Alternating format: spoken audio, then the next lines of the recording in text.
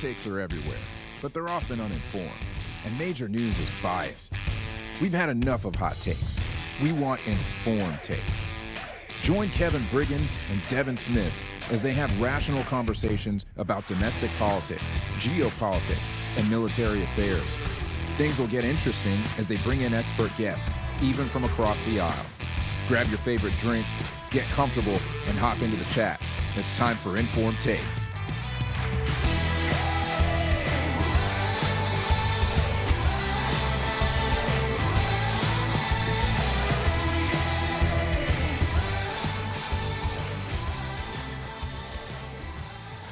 What's going on, man?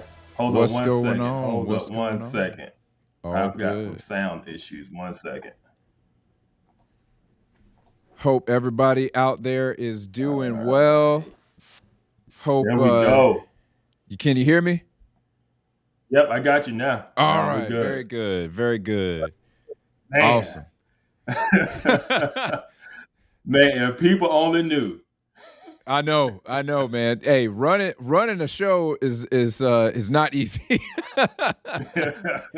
If it was, everybody be doing it. Absolutely. Well, yeah, welcome everybody to Informed Takes. I am Kevin Briggins and he is Devin Smith, and we are glad to be with y'all again. Twice this week. Yeah. Yeah, man. We had that marathon. I'm still sleepy from that. I know, man. I know. You get to a certain age, it's hard to recover from an all-nighter. Yeah, man. Yeah. But it was a good time. Oh man, it was the best time, man. We got the best audience ever, man. Just Absolutely. love getting to hang with everybody. Yeah. It was a good time. Good time. A lot of people stayed with us. Man, we were on for 6 hours. Six straight hours. And these people hung with us the whole time, man. That was awesome. Absolutely, man. They did. And so, man, so we just really appreciate the support, and it was good to be in the studio, right? It was good to have you. It was good to have you in the studio, man. We got to do that way more often. Y'all tell Kevin, man, he need to move to the ATL.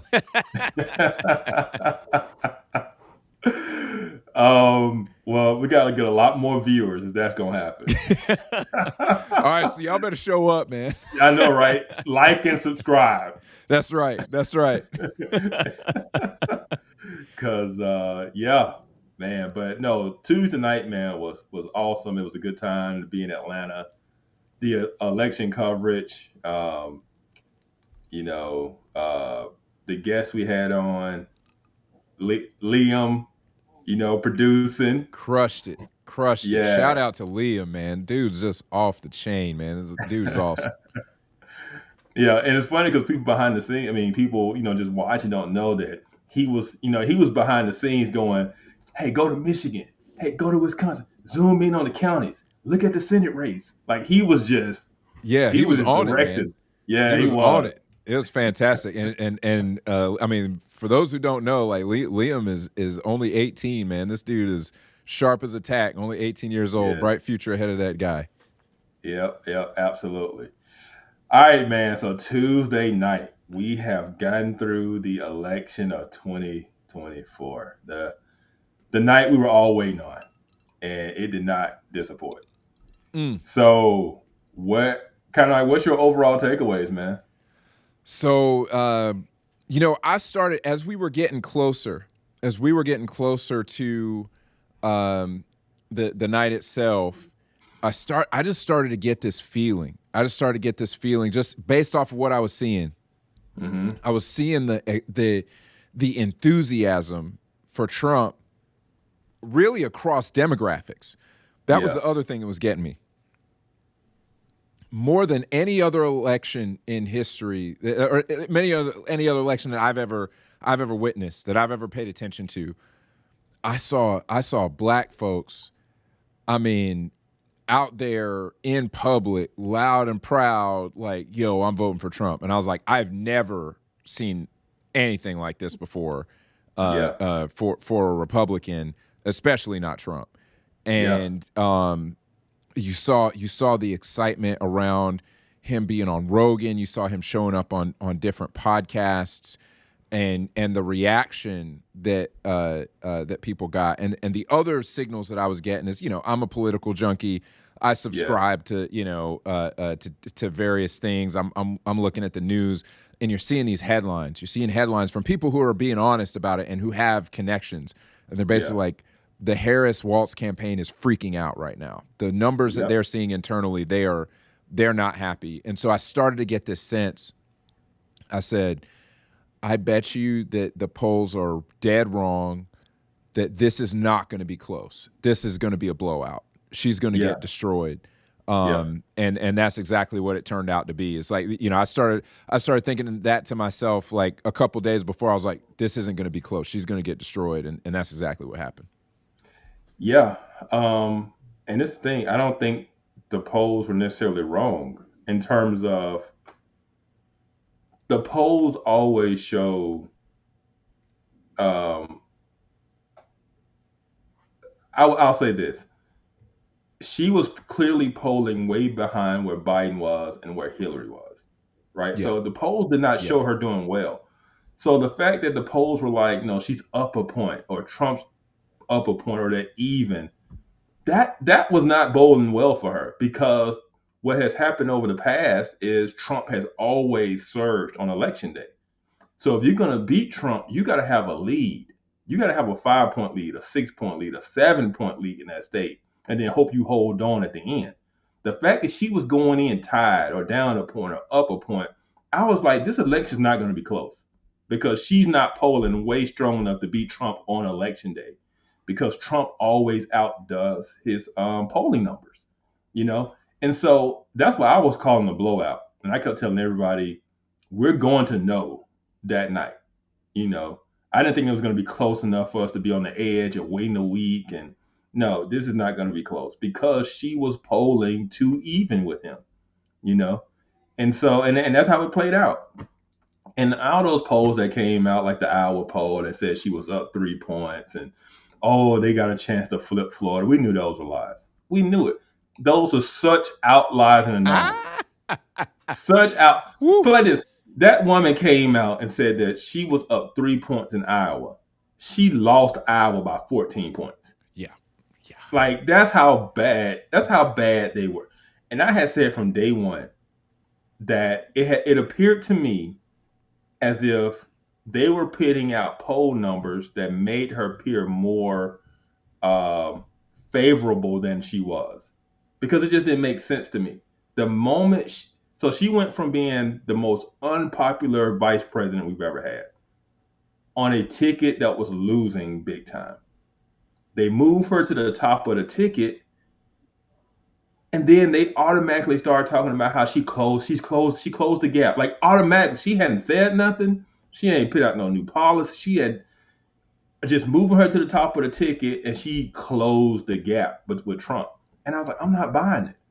It seems like they were trying to convey the mood they wanted to convey versus just reporting what is the actual ground truth. And and we saw it play out on election night. It's a blowout. It's a blowout from an electoral standpoint. It's also a blowout. Just look at the map. Yeah. I mean, it's just red.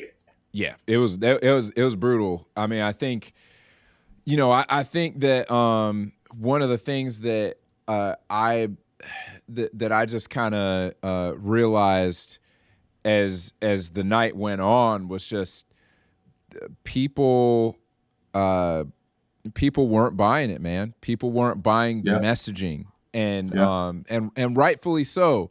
To be honest with you, rightfully so, because the messaging was not sufficient. And for my friends on the left, the message. I mean, the whole focus was, well, we got to defeat Trump, and I think it was very out of touch to think that was the messaging that the country needed to hear. The messaging the country needed to hear was, I understand how to deal with the problems at home and abroad, especially the conflicts. Basically, everybody feels like we're on the cusp of World War III. Everybody feels like that. Whether that's true or not, is another Yeah. story. But everybody feels like we're on the cusp of World War III. You got Israel-Hamas war. You've got Ukraine. You've got China-Taiwan. And these are countries that have talked about linking hands against the Western order. And so you got people looking at that, and then they're looking at the fact their groceries are 4 times more expensive, et cetera. And they just kept the Harris Waltz campaign kept driving the "we're not Trump" narrative. That was what they always fell back on. And people were like, I mean, I get that you're not Trump, but the reality is when Trump was president, I was doing better. And you hear the average person on the street saying, I was doing better under Trump. That's a simple question. You know, the age-old Reagan question. Were you better off 4 years or ago. not? Yeah. Were you better off 4 years ago or not? And that's, I mean, that's basically what it is you know, you look back on that, and if you're being honest with yourself, yeah, you're better off. And everybody, you know, they're going around on the street, they're interviewing people up in New York. I mean, when I see black people up in New York, saying we need to bring Trump back, like a year and a half out from the election, they're saying this year and a half out from the election, we need to bring Trump back. And then your answer is, I'm not Trump. It's like, you can't tell those people you're not Trump, because those people are thinking we need Trump back. Again, right, wrong, and different. Those people think we need Trump back. So you say I'm not Trump, it'd be like, okay, well then I don't need you. That's their answer. Yeah. One thing I took away is that the left's messaging, or I should say the administration's messaging, only was working to just the heart of their base, right? If you weren't just a diehard Democrat, you know, progressive, I'm ride or die, that message was falling flat. Yeah. Right. Yeah. I mean, I know we're not doing a montage tonight, but we've seen the breakdowns and the screaming and the crying. Those people bought the messaging. They bought the Trump is Hitler stuff, and but the average person just wasn't buying it. Yeah. You know, and so like I said, your whole message, not Trump, just wasn't good enough. And right, they just wanted leadership. And when you looked at Joe Biden and his frail state, there was no confidence in him as a leader, especially when you looked at what was going on in the world, what was going on in the economy. That was like, there's no way this frail old man who's lost on the stage, who's calling for dead people at the press conference because he don't remember they died. There's no way this man actually has the leadership ability to lead the country. And then they put her up there. And once she starts talking, she doesn't convey strength. She doesn't convey confidence, right? It was very clear that she was very shallow, and people just did not have a good feeling about it. And so when people are looking for leadership, you can't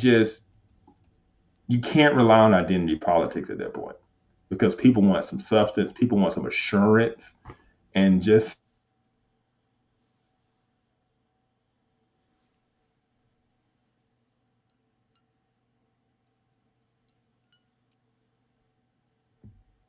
the country.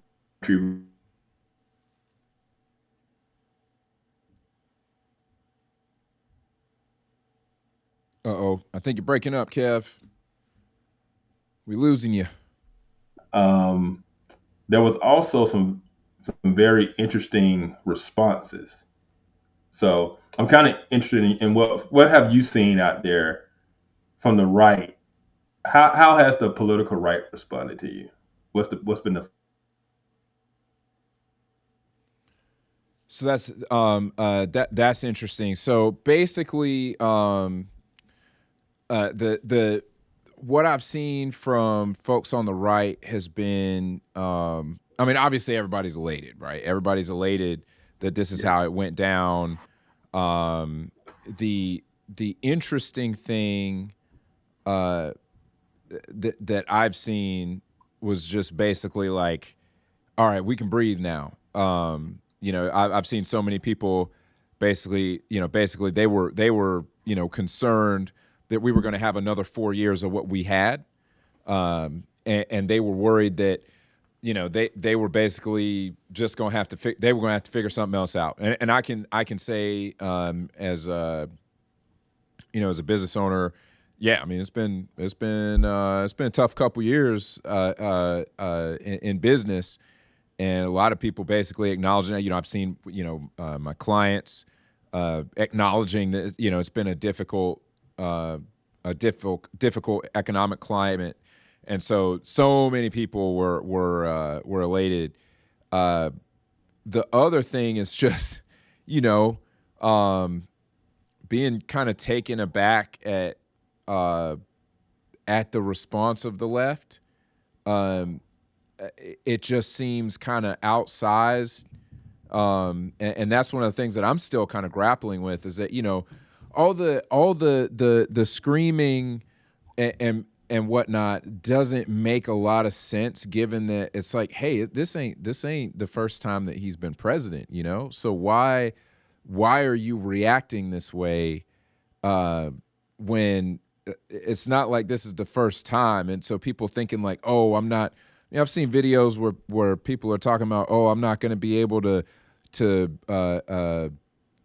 dress the way I want to dress. I'm not going to be able to some folks, I'm not going to be able to, I'm trans. I'm not going to be able to express myself the way that I want anymore. And it just comes from a complete lack of knowledge of what policy positions are even out there. And I realized that it was a campaign of vibes. It was a campaign of vibes that the Harris Waltz team was running, and unfortunately, that campaign of vibes also seemed to equate to the level of knowledge that a Harris Waltz supporter generally, I'm not saying all, but generally had of the issues. And so to them, they were voting against, again, the words that kept coming up in 2020 and 2016. I'm voting against fascism. I'm voting against racism, et cetera. It's like, there's no basis in reality for saying that. And it was one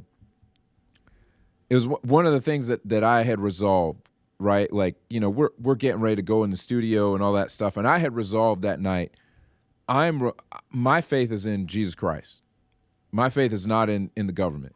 So if I got to go another 4 years with this stuff, then there's an opportunity for me to have faith in the Lord. And I was okay. I was okay with however it turned out. But I realized, and we've talked a little bit about this, I've realized that a lot of folks don't have that assurance. A lot of folks don't have that faith.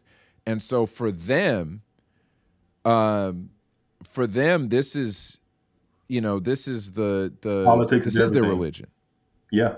And they got no hope in anything else. So to them, this is the world going backward. And I'm thinking to myself, I can understand us, seeing differently about what's considered going backwards, right? And basically most of America considered going with Kamala going backwards based on the way they voted. Most of America was like, yeah, we ain't doing this no more. Yeah, we're trying to be unburdened by it. We're trying to be unburdened by what has been. What has been. Amen. And I'm just saying, like, if you're good, like, if you're gonna react that way, I'm just looking at all the responses. I'm like, wait, y'all aren't basing this off of what's real. You guys are basing this off of how you feel about him, not based off of anything that's even been proposed. Yeah. I think I'm thinking about writing a Substack tomorrow about this, because that's the one thing I even observed. The issue with the left is they see the world through social theories. They see everything's an ism, everything's a phobia, right? And so if Trump says something mean about somebody, right? Well, it isn't because Trump doesn't like that person. It's an ism, right? Mm. Um, everything is seen through the lens of some type of broader social construct or structure, and so they interpret everybody's actions through that. So if, like I said, if I, you know, if you and I had a disagreement and I said, Devin's ugly, right? They'd be like, man, he said that against a black man. That is so racist, right? It automatically goes to some type of. It can't be that I have an issue with you. It is, oh, I have an issue with black people, right? And that's how they see everything. And so they work themselves up into a frenzy because they see everything as misogyny. Oh, it's the patriarchy, it's racism, it's sexism, it's that's and so they see a vote for Trump as a vote for all of those things because they interpret every action through a lens of an ism, right? And so yeah, they are completely detached from reality, and they're so worked up because they in their minds they're like, oh my goodness, we are voting for all of these horrible social things, and that's in their mind instead of saying, you know what, no, Trump can be a jerk sometimes, and he goes at people, but that doesn't mean that Trump hates black people or Trump hates Hispanics. And it was clearly based on the way people voted. That's not how the people felt, right? But you just had the other side that was just completely bought into it to the point where they worked themselves up into a frenzy. So when he won, they just completely melted down. I mean, the crying, the screaming, people talking about they're leaving the country. This one girl, she was 28 years old. She had had the same best friend since she was 14. And in her mind, they couldn't be friends anymore because her friend voted for Donald Trump. And she's on camera crying. That is the level of irrational fear and thoughts that have captured these people. And let's be honest, I mean, when you listen to the politicians, when you listen to the media, it's understandable why they feel that way because they've been sold that. How many times did you watch The View and they're talking about, oh, Trump wants to be a dictator. Oh, Trump is fascist. Trump's going to get rid of the Constitution. You know, it's going to be the Handmaid's Tale, and women are going to, be wearing burqas, and it's, I mean, just whatever level of irrational fear you can think of, they were saying it, and so just to um, see how the reaction came from the left when they lost, I wasn't surprised by it, and so one thing that I did notice too was the fallout from the political left and their reaction, not just like the the average person on the left, but like the political pundits, the politicians, the AOCs. Their reactions have also been interesting to me because some of them have it's because it's the blame game, right? So you've got Kamala Harris. Some are saying she was a bad candidate. Some are saying it's Joe Biden's fault because Joe created a bad situation and he decided to get out too late. He didn't give her enough time. All of these types of things, And then you got the people who blame the actual voters, right? America is just misogynistic and we don't want to see a woman president. Um, and so they turn on the voters. They're angry at the voters. Um, what's her name from The View? Sunny. Um, she was going off, and they were talking about this one county in Texas. This county in Texas, 97% Hispanic, and 75% of the county voted for Trump. And they was asking why is that, and one of the people on The View was trying to say because it's a border town and they're concerned about the border. And Sunny said no, it's misogyny. It's just misogyny. She's just yelling misogyny. Her whole belief system is that all of these people didn't vote for Kamala, not because Kamala wasn't a good candidate, not because Kamala messed up the border situation, but it was all about um, it was all about misogyny. That could be the only reason they would vote for Trump.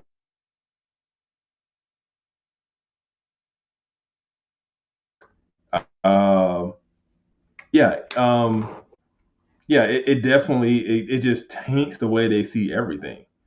Um, and so you had that. Oh, and then you had the other side that was kind of like, we need to look in the mirror.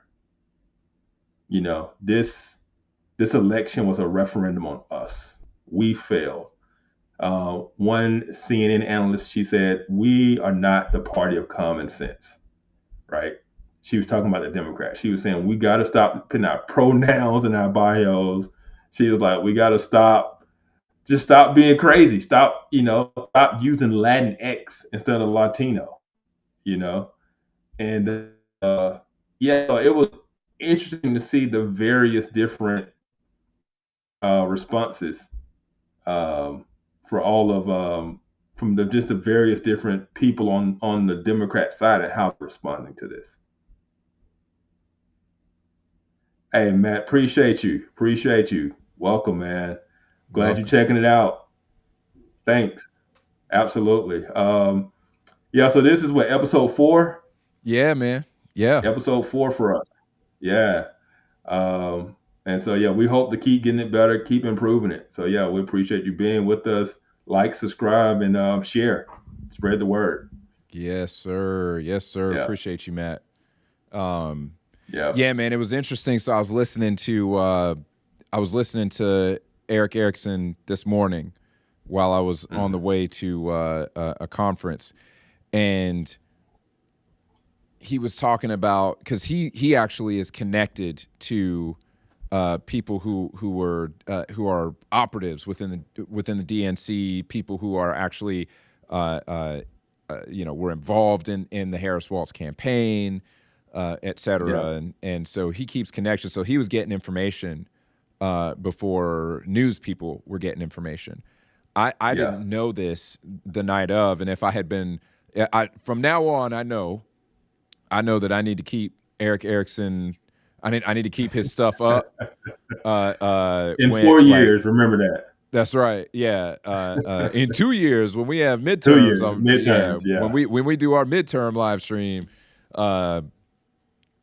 basically he was getting information before everybody else, so he knew that Kamala lost at 11 p.m. way before anything got called. At 11 p.m., he had people on the inside telling him that senior Democratic officials had started calling campaign centers around the country saying there's no path to victory. Kamala is going to lose at 11 p.m. Wow. So he knew that. Man, at 11 we could have got off the air way earlier, man. I still had a dang good time, but absolutely. Yeah. So for those who weren't with us, we were on the air. We went on at 8 Eastern time. Yep. And we were on till a little bit after 2. Yeah. Yeah. Man. We were on for a hot minute. It was about 2, just before 2:15, I think, before we cut. And after Fox called it. But yeah, he knew. Eric could have saved us 3 hours. He could have saved us 3 hours. But you know what? We were hanging out with a great audience, so it was well worth it. Man, the other thing that he said that was really interesting was just there is a lot of reevaluation going on. Not enough. Too much blame going on right now. So right now there's still a lot of blaming the voters. Man, it's so much of it. It's so bad. I mean the celebrity, the celebrity class is doing that big time. So you saw Jimmy Kimmel crying on TV, and claiming things again. He's crying on TV, claiming things. It's like, dude. Most of the stuff you're listing off that you're crying about is ain't nobody talking about that. Ain't nobody talking about that. This is based on what you think is going to happen. And then was it so the evaluation that's happening, the conversations happening behind closed doors. is very interesting because they are talking about the fact that, like, all right, we shouldn't have run Harris. You got some people saying we shouldn't have run Harris. Then you got other people who are saying they should have picked Shapiro. They were so ideologically bought in. That they could not go. They decided not to go with Josh Shapiro because they were so concerned with offending all the pro-Palestine people that they wouldn't put a Jewish guy on the ticket. Which is, I mean, newsflash. Hey guys, you were looking for the racism. We found it. Y'all racist against Jewish people. So we found it. And it wasn't with the Republicans. So there's that. And the concern was that they were gonna, like I said, they were gonna offend the folks who are pro-Palestine, so they didn't push Shapiro in. I did not know that one of the things that they were that was pushed before Waltz was picked. One of the things that was pushed was having Buttigieg on the ticket. I did not know. I had no idea that they were at one point putting forward Buttigieg. And apparently Harris and Buttigieg despise each other, cannot stand one another. And so Buttigieg, at first there was this, kind of thought that, oh man, what would it look like for Harris and Buttigieg to be on the ticket together? And the fact that they despise each other kind of ruled that out. And, basically you have people inside the DNC, inside the campaign, you have people admitting basically that the DNC and just the political class, the people running campaigns who are running the DNC, they are way too, and I'm using their words, okay? I'm not using my words here. Their words. It is full of the elites in the Democratic Party are basically gay rich men from the coast and neurotic white women. That, again, not my words, okay? Please do not take this as my words. Their words. They are saying that they are too out of touch. They're too bought into their ideological positions to really deal with what it's going to take to win, to connect with where the electorate really is.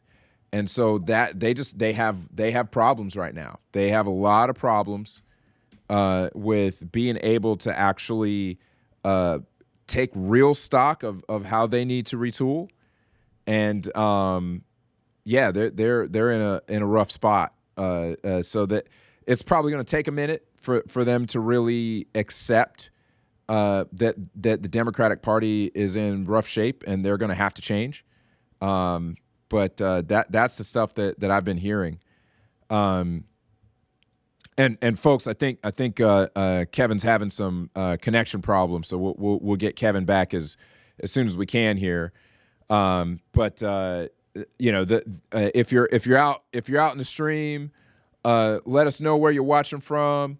Let us know that you're here, and we love to take your questions if you have questions. Later on, we're going to be talking to Joe Miller. He's going to be talking about what the election results mean for the church. What should the church be doing? So we're looking forward to talking with Joe about that. One of the biggest things for me has been just kind of, all right, what should my response be as we talk about this?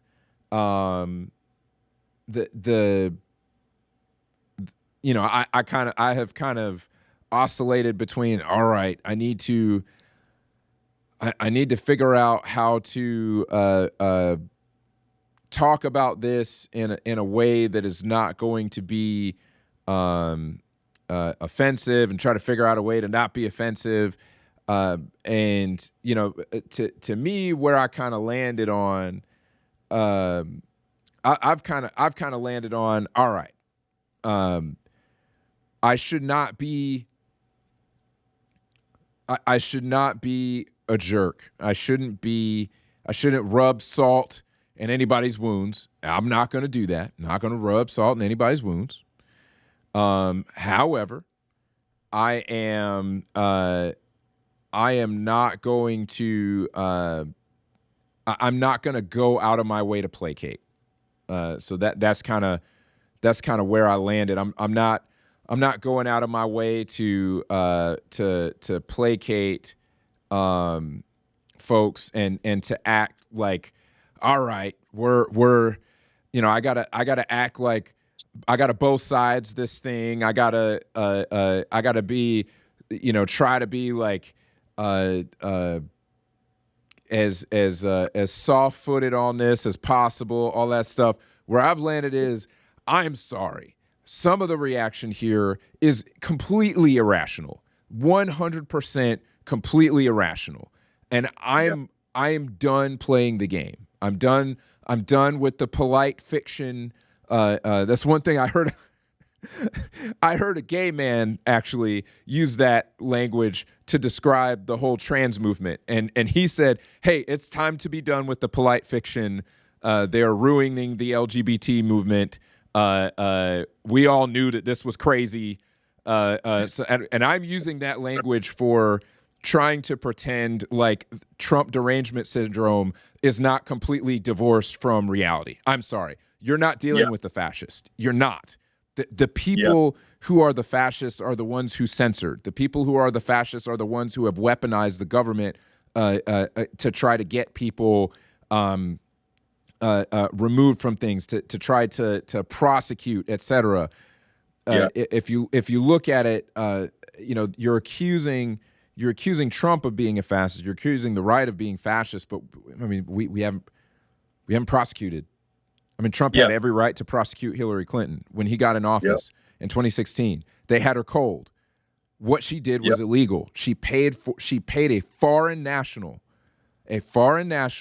to drum up false information, libelous false information, to drum that up, deliver it to the FBI. The media and the FBI ran with it. The FBI actually launched an investigation into him. And when he got in, his DOJ had every right to go after her, and he didn't do it. He didn't do it, and he said that it would have been bad for the country, and he was right. It would have been very bad for the country. He didn't do it, but he still gets accused of being a fascist. And what did they do? They tried to prosecute him at every turn. At every turn. Yeah. So basically, they're doing the same things they're claiming he is going to do, right? And it's crazy to see. It's like, wait a minute. You're saying if Trump gets in office, he's going to weaponize the justice system against his opponents. Isn't that what's been happening the last 4 years to him? Like, isn't that what they've been doing? Right. And so, like, to me, the average person can see that. And that's why the whole convicting him and then labeling him as a felon, it just didn't work because people could see through it. That's right. Yeah. And so, I just want to let everybody know, I don't get my internet from Temu. I don't know. I don't know what's going on. I just had to switch to my phone. My internet just keeps dropping on my, I see it on my computer and it just goes away and then everything dies. And so I don't know what's going on. So my man got resourceful. He got on the phone. He handled it. You look good. Man, hey, that's that Army training coming in. That's that Air Force training coming in. Air Force. I was like, yeah, Air Force. My bad. Yeah, you gotta be resourceful. You did it, man. You did it. You look good. You look good. Matt over here, he said it always falls on our side to make nice and come to the middle when we win. They win Yeah, and they tell us that we are out of touch with the mainstream. Absolutely right. And that's what 100%. we've seen this movie before. I came to the place where I'm like, yo, we've seen this movie before. We did this in 2016 when they won in 2020. We were still the villains. When they won in 2020, we were still the villains. Even though we lost, we still the villains. Now, granted, Jan 6 happened. Not trying to front. Jan 6 happened. Jan 6 was stupid, okay? I'll take the L on that one. I don't claim them folk, okay? I don't claim them folk. I don't claim them folk. But we're labeled as the villain, and I'm like, dude, like I'm done, man. I'm done. I'm tired of having to be the one to always both sides everything and all that stuff. It's like when are the adults on the other side going to come to the table? Because I was thinking about it as I was on the road this morning. The reaction, quite frankly, is it's infantile. It's infantile. People are not acting like 100%. grown-ups. Yeah.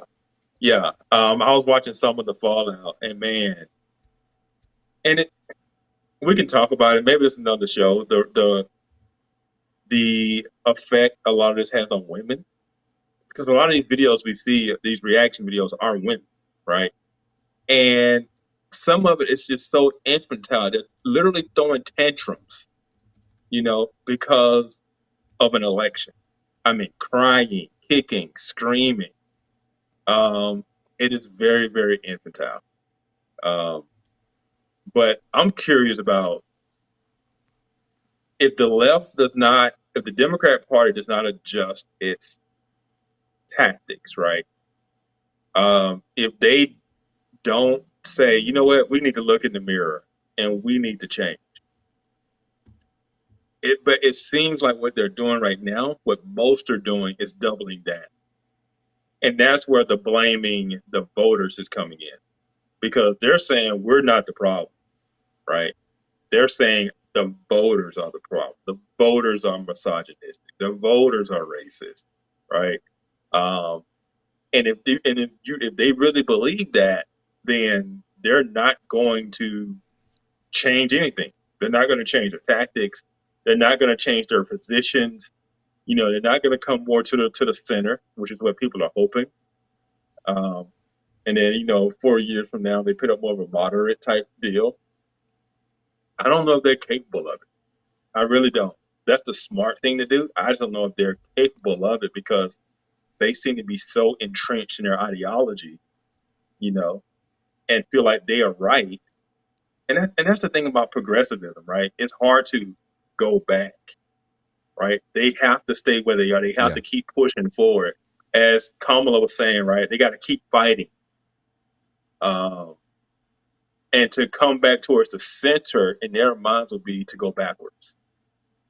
And so, that's where that's going to be the challenging part, and that's what I'm kind of looking forward to seeing in the future. How do they move?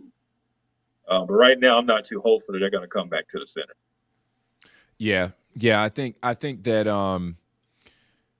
what we're going to see right now is we're going to see the infantile reaction. That's the stuff that's going to be out there. What we're hearing behind closed doors is closer to reality. The conversations happening behind closed doors are closer to, like, y'all are completely out of touch with the electorate. Completely out of touch with the electorate. And they're captivated. They're captivated by hard left progressivism.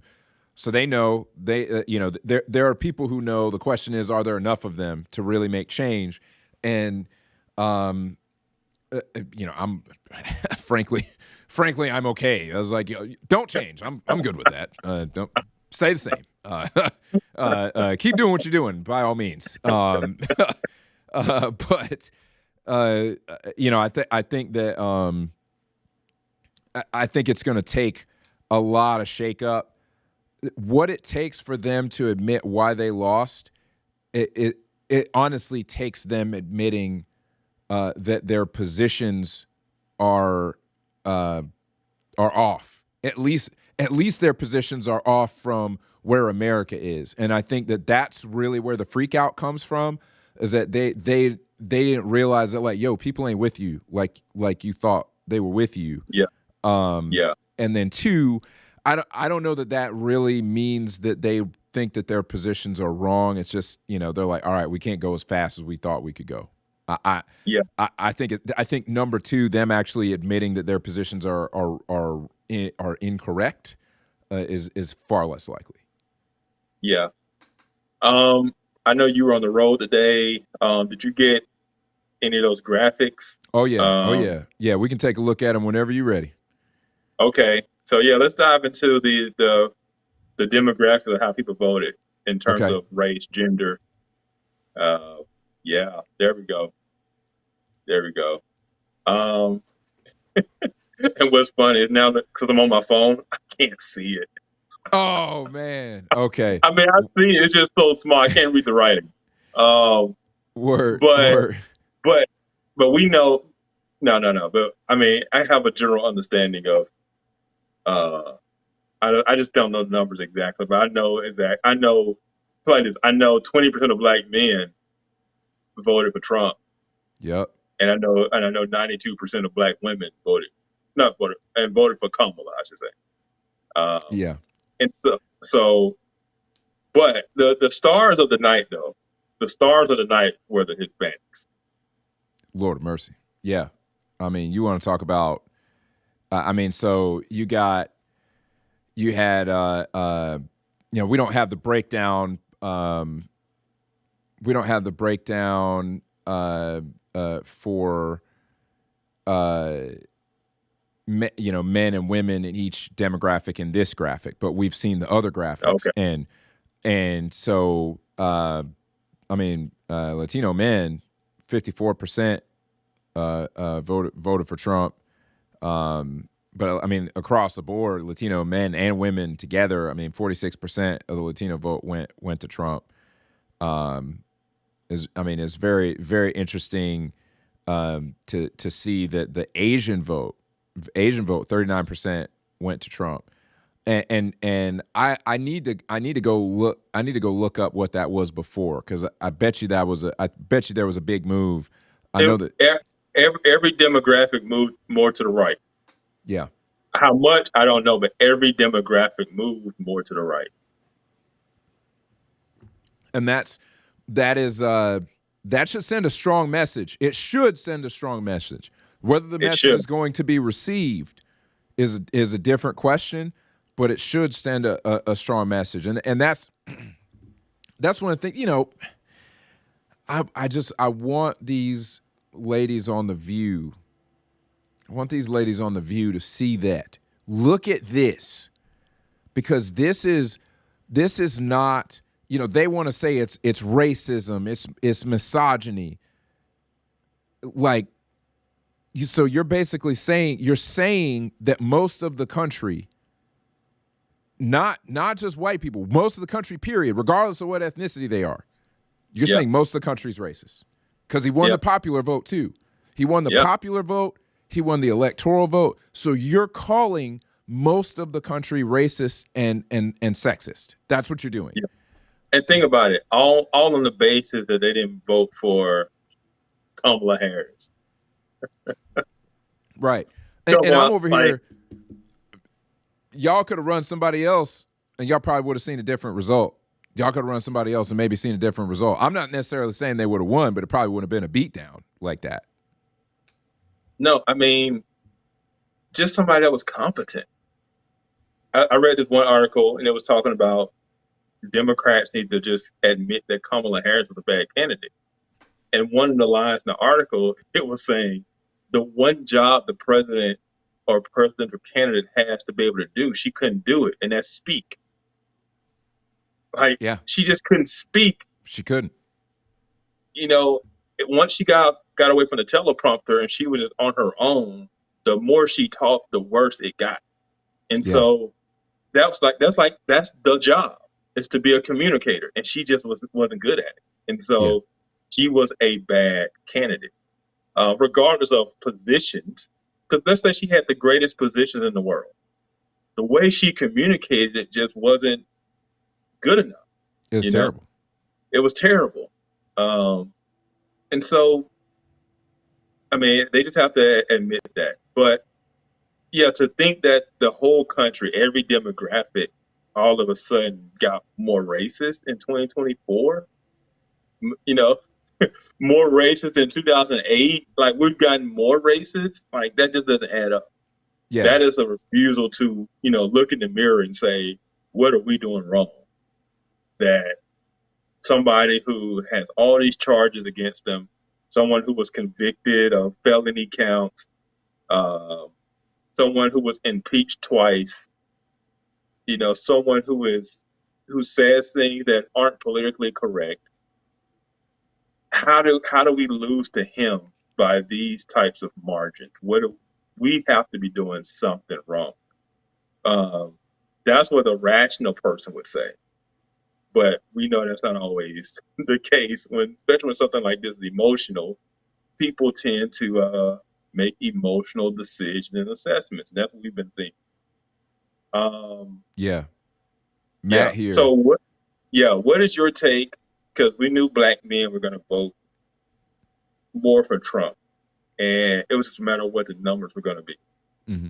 So, like where you are in Atlanta, in Georgia, I think it was almost 25% of black men in Georgia voted for Trump. Yeah. What is your takeaway from that? What do you take from that? Oh man, yeah. So real quick, Matt said, how much of this is a rebuke of their policies versus a rebuke of the terrible job that Biden-Harris did? I think it's more of the latter. I'll be honest. I think that for instance, black men, I think it's a mixture. Just to take black men on that on Matt's question, and to tie it back to your question, Kev. Black men look at how they were doing under Trump, and they look at how they're doing under Biden-Harris, and they're like, clearly I was doing better under Trump. But it's more to it than that, because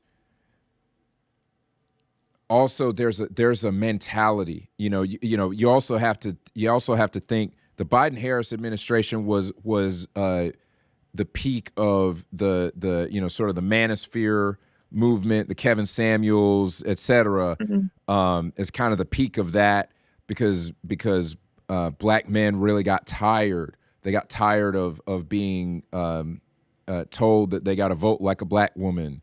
They got tired of being under the thumb of the matriarchy, et cetera, the quote unquote matriarchy, because I don't believe I'm under the thumb of any of that.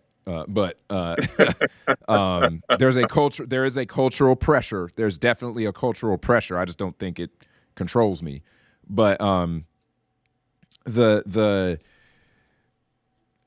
I think in Georgia, I mean, just look at what happened when Trump was arraigned here in Georgia. The motorcade went through the hood. Okay, I saw that. The motorcade went through the hood, and you actually had black men and black women on the side of the road in the hood talking about free Trump. And I mean, they were going live. They were live streaming. They were recording video from the side of the road in the hood talking about free Trump. So and you got these dudes. You got these dudes out here after that happened. After that and all the video from that, you had black dudes going online, recording video saying like, hey, listen, man, Trump black now. Oh, especially after he got convicted. Yeah, when he got convicted, with the mugshot. Yeah. Oh yeah. You had several dudes being like, no, Trump black now. That dude a real one now. So I do think we joke, right? We joke, but I think that stuff had the opposite effect of what they thought it was going to have. They could clearly see that they could see through that stuff. They were going after him. They felt like, oh, this dude wrongly convicted. I was doing better under him. They're going after him, and they're doing a terrible job. And I think that had a whole lot to do with it. And Georgia, especially Atlanta, being ground zero for the Fonnie Willis case against Trump and all that stuff. I think that affected it for sure. Yeah. I will say this to Matt's question. One thing we know in every election is people vote their wallet. Yeah. We know that. Yeah. Regardless of whatever else is going on, people will vote their wallet, especially when things aren't going well. That's why if the economy isn't going well, you can almost expect the party that's in power to get voted out. Yep. And so I would say it was the economy. It was, because to me it's tied together. The economy and immigration is tied together. Because people looked at the immigration, especially in the Black community.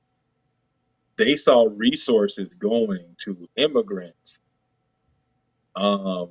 whereas they felt like they had been asking for certain resources in the Black community, and they would get told there's no money, and then get all these illegal aliens show up, and all of a sudden there's money for them. And so there was a little bit of resentment there. And so, it was kind of all together in terms of policy and economics. And I think people were also tired of the identity politics. 2020, 2021 just made everybody tired. The George Floyd riots, all of the woke stuff. I think people just got tired of that. And so when they built their campaign on identity politics, it just didn't resonate. People tired. Yeah. People are tired of race-based politics. And so I think it was something, especially I saw a lot of Black people saying, man, you want me to vote for her because she's Black. And I want to talk about policies. Yeah. Like, people wanted policy. They wanted results. And the Democrats were trying to lean on, hey, vote for her because she's Black. Or vote for her so she could be the first woman president. And people just like, we don't have the luxury of that right now. That's right. That's nice, but we have real issues right now. And they voted in the person they thought was best to handle those issues. And so I think it was, number one, economy, but then I also think that it was a rejection of a lot of the things that the Democrat Party stands for and ran this campaign on. Yeah. Yeah. I mean, the reality is that people were feeling that way probably about, we talked about it. People were feeling that way probably about 2 years into the Biden-Harris administration. They were feeling like, all right, this not going the way that we thought. Definitely by year 3, people are thinking, all right, this is probably long enough. This is long enough for us to start seeing some real recovery. But the policies that they're enacting aren't really helping, and they're going really hard. They're going really hard on providing stuff to immigrants, but people here are struggling.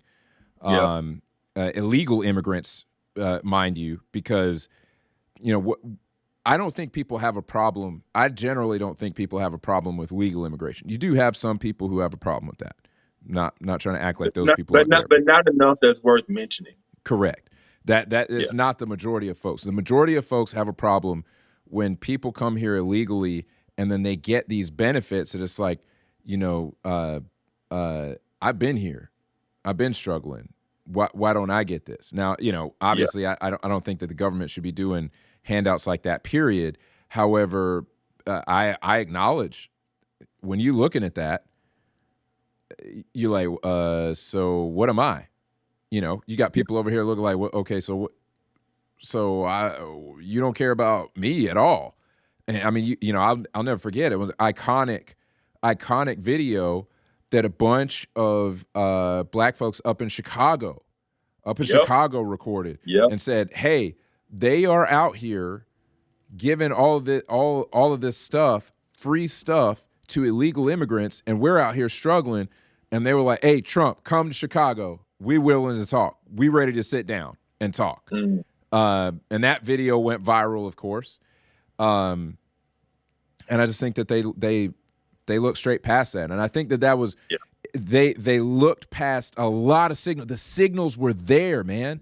The signals were there for a couple of years, and they ignored them. They did, man. And I saw a couple of. So I'm not really into the progressive YouTube sphere, but I saw a lot of clips today of things they were saying leading up to the election. And it was 100% complete delusion. Like, I mean, they were talking about taking Florida. They were, they were so optimistic. I'm like, where are you getting that from? You know? And so it was like, it just wasn't rooted in reality. One thing that's not rooted in reality that kind of shifted things was what I saw is the left's narrative of racism, white Trump, white nationalism, what you want to call it. It all kind of went out the window when we looked at the coalition of people that came together to elect him, right? So I want to talk about the unexpected coalition, because there are two groups that I did not see coming. That is Native Americans. Yep. I don't even know they're on this list. I don't even know they're on They're here. probably under other. They probably listed under other here. So if you don't know, 64% of Native Americans voted for Trump. Dang, I did not know that. Yes. Wow. Yeah. Wow. 64%. And yeah, because when you think about Native Americans, you think, the Democrats, because the Democrats are always talking about the Native people and, and their lands were stolen and just this whole thing. You would think that Native Americans would be more aligned with them, the way they kind of cater to this particular narrative, similar to the way they cater to the Black community about a particular narrative. But no, 64% of Native Americans voted for Trump. And I was like, that's crazy. Wow. That is crazy. And then the other part of the coalition, man, did you see the Amish? Man, you want to talk about listen, when you stir up the Amish, who typically do not they're not very vocally political. When you get the Amish flying Trump flags from the carriages on the wagons riding up the street, and I mean, Jedediah was not playing. Yeah, Obadiah was pissed. Obadiah was pissed. Y'all pissed off Obadiah, and he said, "No, where's the polls at? Where the voting booth at? Where my flag at? Where do I go buy a flag?" That dude probably went. How far you think Obadiah had to ride to get a Trump flag without going on the internet to order it, man? You see the level of motivation you put in Obadiah, that he got the wagon out and rode to where he could buy a Trump flag, man. Hey, so we're old, so we're gonna date ourselves with this reference. You remember the old Rough Riders videos? When they used to be on the motorcycle and the four-wheelers rolling out. Oh yeah, that's how the Amish were, but they were in wagons. They were in the wagons, man. That's exactly right. That's what you hear. In my mind, that's the soundtrack when I see them horses coming up and them dudes standing 10 toes down on business with two big old Trump flags flying from the back of that wagon, and it's like all I'm hearing is stop, drop, shut them down, open up shop. Man, I could not believe when I saw that video, man. The Amish rolling out deep with Trump flags. Yeah, I'm like, I didn't even know the Amish voted. Word. They might. I don't know. I don't know if they vote or not, but they did this time. Yeah. Man, and then they showed them. They had Trump signs, over in Amish country, Trump signs everywhere. I was like, man, who went up there to the Amish and got them riled up for Trump? Like, that's a ground game right there. Yeah. Yeah. I mean that's a skit right there. You got to Yeah. do with an Oh Amish man. beard going door to door, knock knock knock. Yeah. You remember Weird Al Yankovic, Amish Paradise? Yes. Churn butter once or twice, living in an Amish paradise. Yeah. So yeah, man. So you had this very unique coalition that all came together. I mean, you had a huge, Hispanic wave. You had, in total, Trump got 12% of the black vote in total, which is, 13. huge. 13%. 13%. Yeah. And then, so yeah, it was just this huge coalition of people that just came together that says enough is enough. And it kind of goes against the narrative that we're kind of divided by race. You Right. know, It does. You're absolutely right, bro.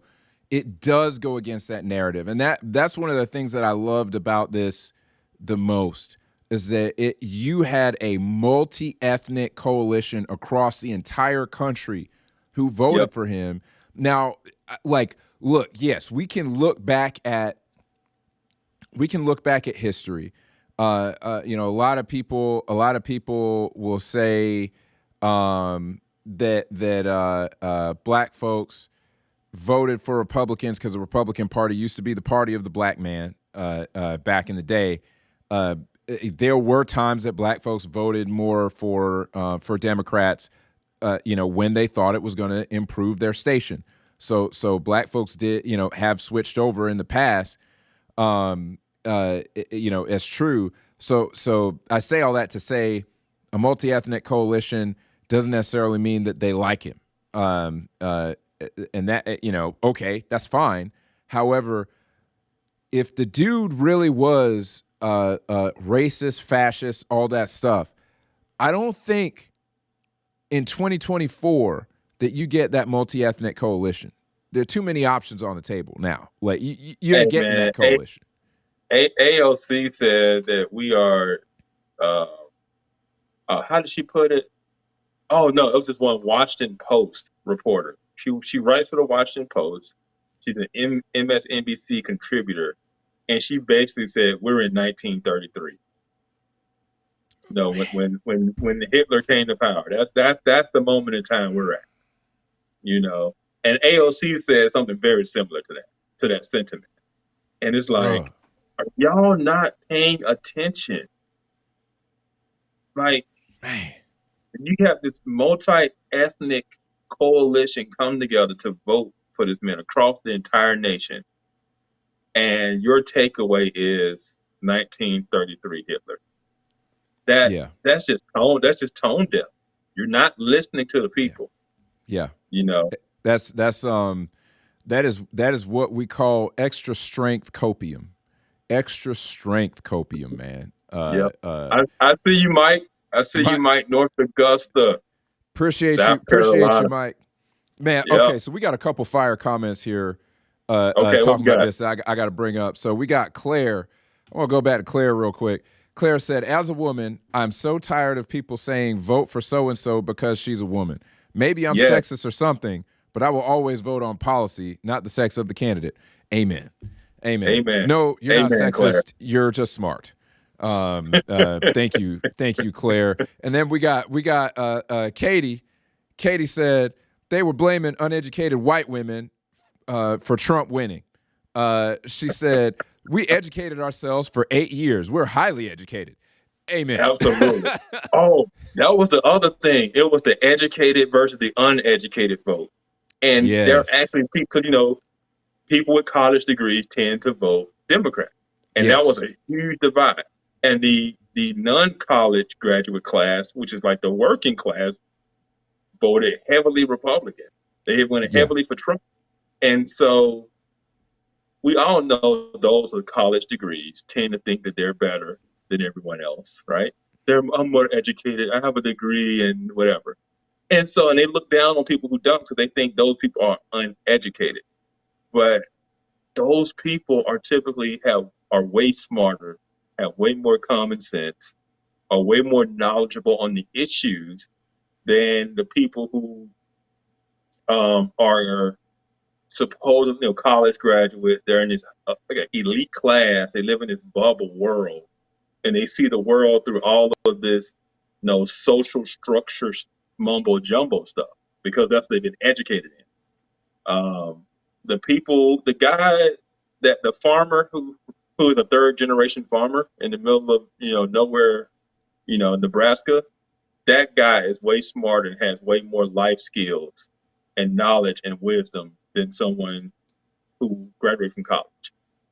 And so, so that's a huge divide. We talk about the class divide. That is a huge class divide, is educated versus quote unquote uneducated.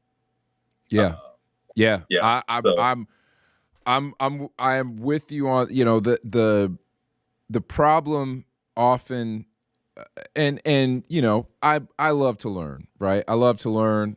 I only have an associate's degree, but I love to learn, and I realize that sometimes uneducated. I'm uneducated because I only got an associate's degree. They probably categorize me as uneducated, which is hilarious. But like, I realize there can be a temptation.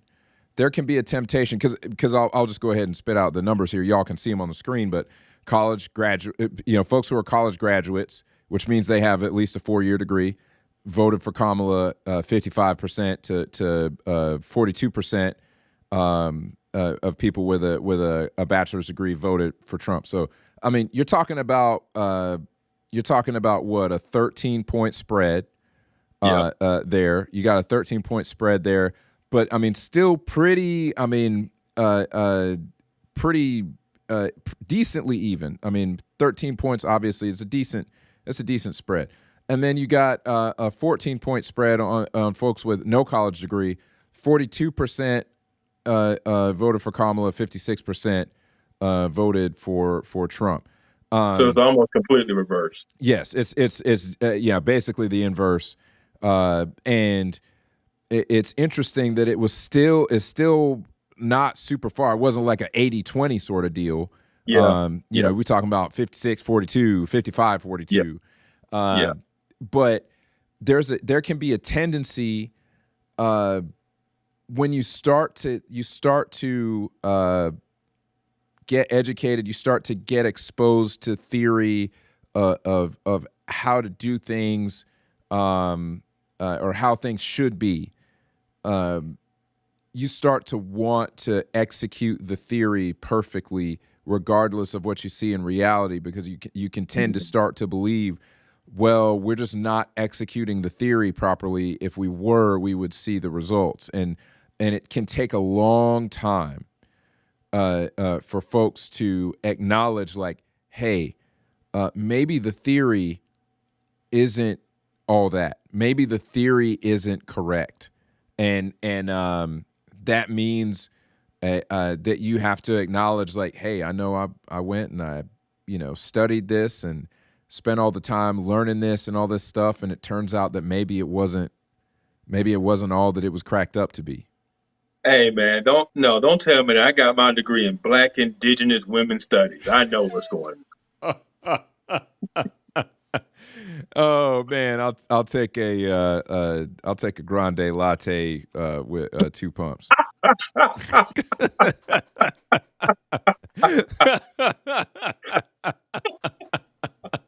Hey, can I get a name? Can I get a name for your order? You're gonna get it wrong. I'm just not gonna give it to you. Oh man. Hey, so I know we got a guest coming on, but before our guest comes on, let's look at the red map. Yes. Okay, so let's bring that up. Yeah, that's a shift, man. That is a shift right there. Yeah. So this was done by the New York Times, and it shows the counties which way the vote shifted from 2020. And as you can see, almost everywhere the vote shifted to the right. Yep. The Republicans made gains in almost every county throughout the country.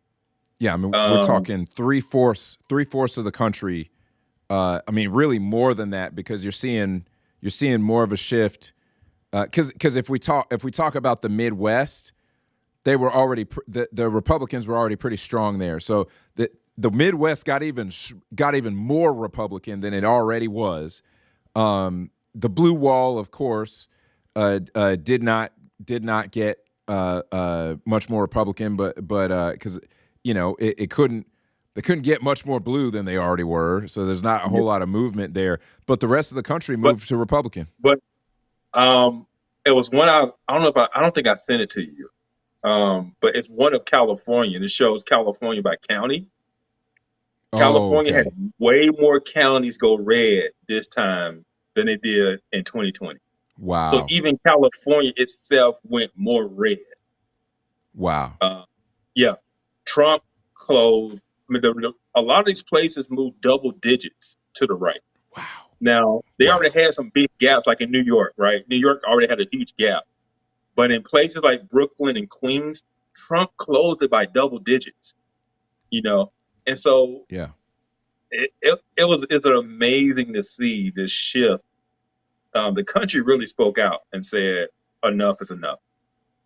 So this is just kind of the trends of, we'll see if it lasts, right? That's going to be the tell. The Republicans got 2 years to do something for the midterms, because we've seen this happen before, right? That's right. 2016. Yeah, 2016. Well, now, so that's also something that we need to talk about, because that's something that's different as well. When Trump took office in 2016, they won the House, they won the Senate, but there you also had all of those never Trumpers, right? That were, so it wasn't like a unified party, even though they had this majority. You still had the McCains, the Liz Cheneys, all of those people that were trying to block Trump from doing anything that he wanted to do. And so that's different this time. You don't have that. And so it's going to be interesting to see how it plays out this time. I agree.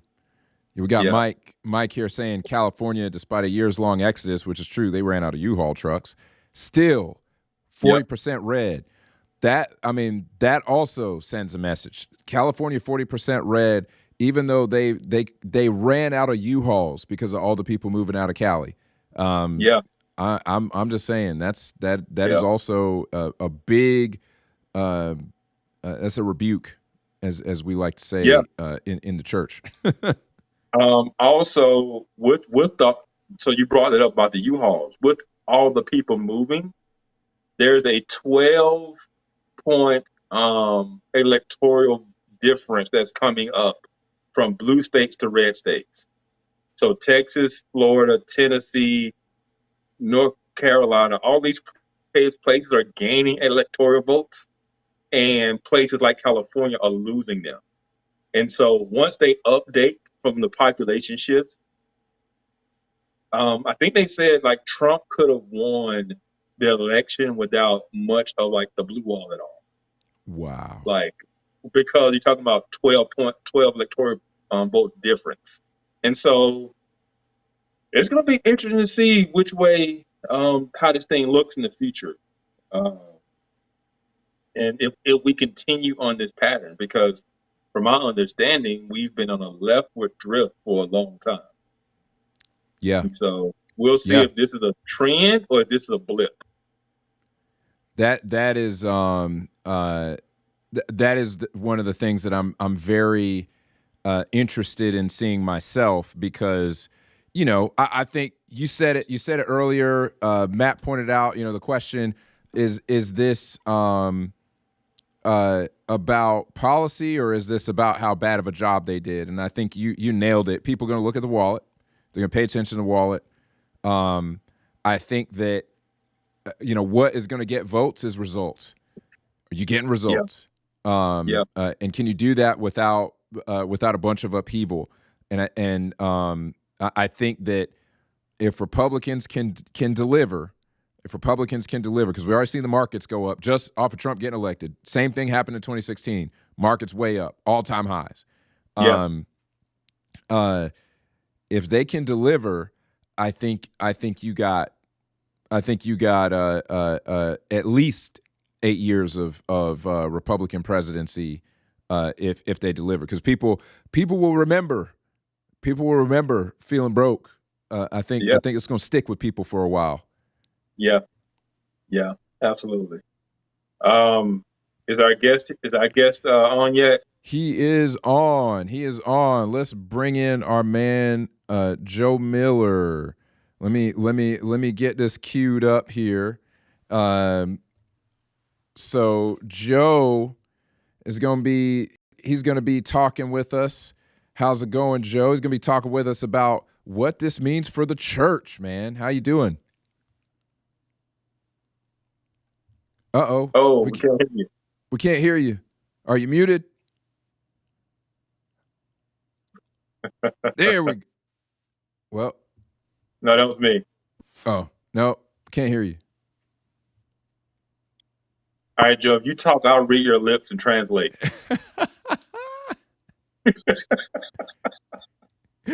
No, still. Yeah, So yep, this, yep. so this is what happens when you try to bring a guest on mid-show. We don't. We typically get these bugs worked out How about pre-show. now? You got Hey, me now? there he There is. you There he go. is. Okay. There you go. All Yeah, right. it's So weird. I don't know what's going on, man. My camera went out that I had going on like I was on, it was great, and then it disappeared, and then my mic went out. Oh, yeah. technology. Man. All right. So everybody. So for all of you who saw our show on Worldviews, we had Joe on. Joe is the associate professor of worldviews at Grand Canyon University.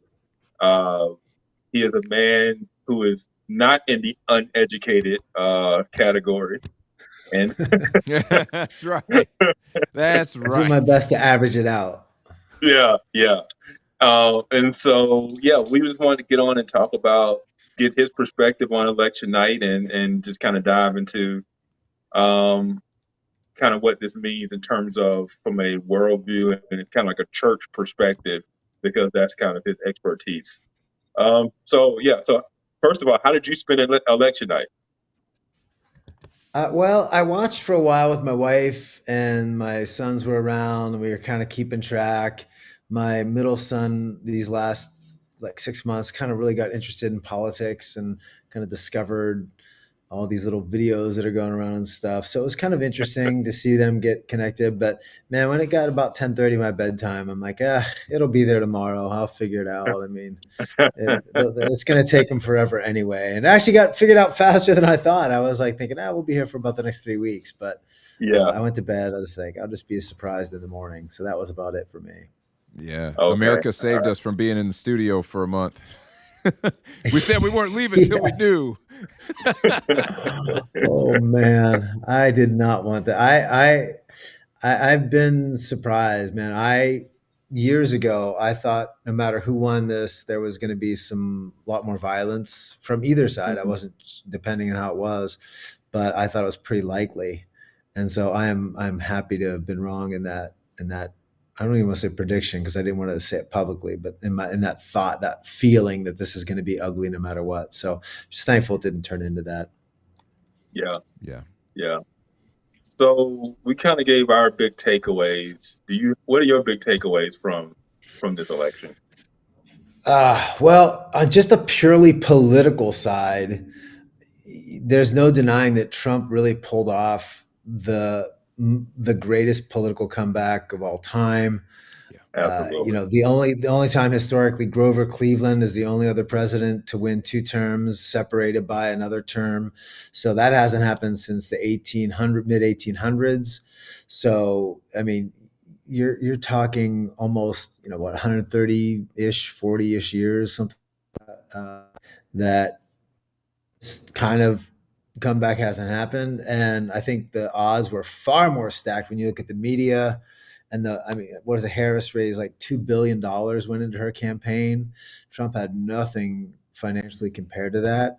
So when you look at the star power on one side, not on the other. So when you just look at it as a sort of David and Goliath kind of thing, Yeah. and the odds stacked, I don't think anybody could walk away not I, impressed by the capacity to overcome that.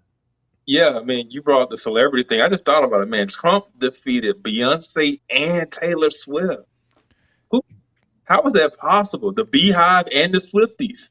Yeah, I mean, Yeah.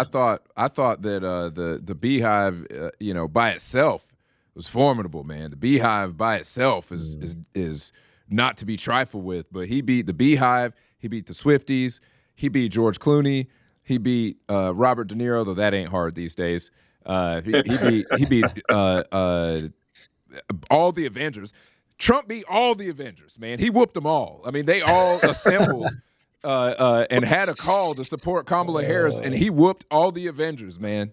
We are very like-minded because I had Avengers in my head as well, but I was going the other way. I was gonna say Kamala had all the Infinity Stones and Trump still beat it. That's what I was gonna say.